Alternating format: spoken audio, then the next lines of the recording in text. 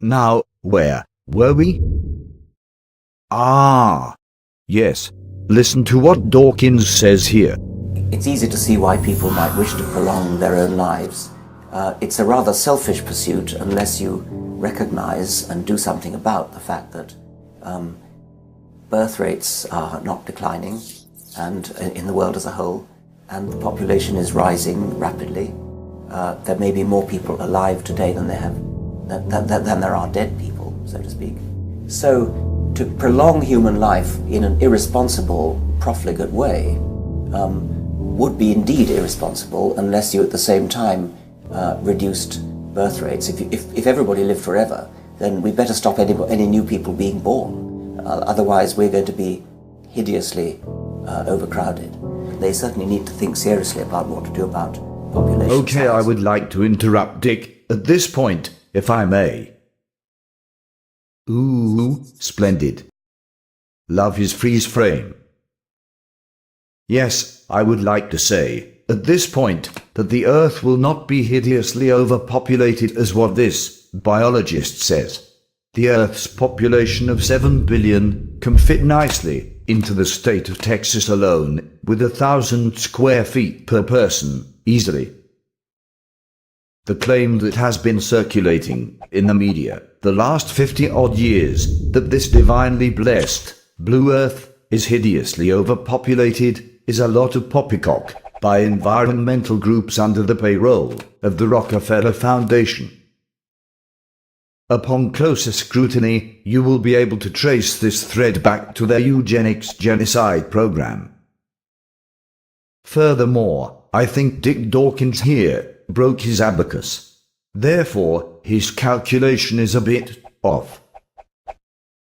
Okay, Dick, carry on. In the scientific sphere, we'd be able to get on with our science as science and not have to worry about whether we are giving offense to people who get their beliefs from holy books. We could go in for science education free to actually teach children the best science we know, not have to respect the dopey beliefs of their parents who try to interfere with their scientific education.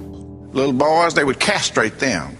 Little girls, they would go inside them and take out their organs. I didn't want nobody looking at me because everybody knew what happened to me. That's how I felt inside. My heart bleeds every single day. I'm crushed.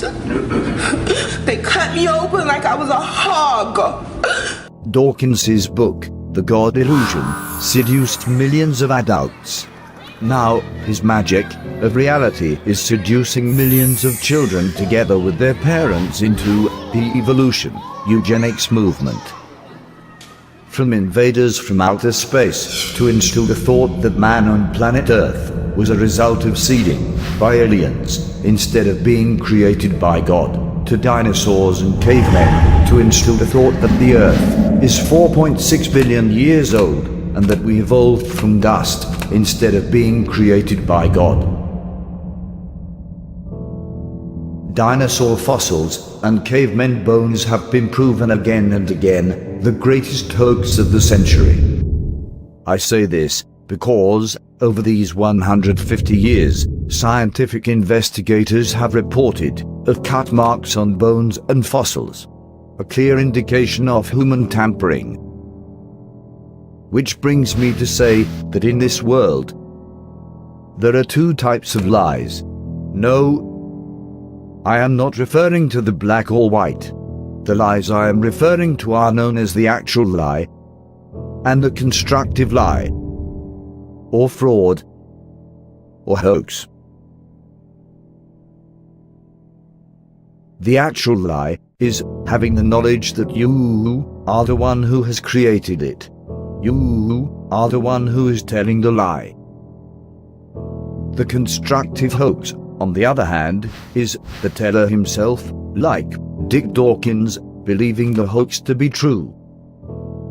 Now, the Rockefeller Foundation and the Carnegie Institution behind all constructive hoaxes, or scientific frauds, if you will, in the last 150 years. They would spin these hoaxes under the guise of science, and the masses believing them is a cinch, because these hoaxes appear as knowledge.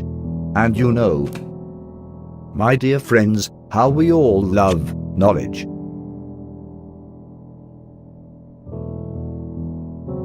The first step towards a hoax is to create a lie that is as huge as, say, 2 gigantic buildings.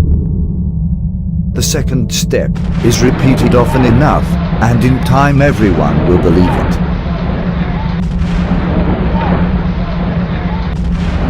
How positively frightening it is to have these constructive hoaxes drummed into our psyche, to have us actually believe our grandfather was a fish, and that our Almighty God, not only is He not Almighty, but also the has-been that never was. Doesn't that proclamation alone make you feel so orphaned in this world? I do believe it is now time to play the next video, as we have come to the end of this chapter. I thank you.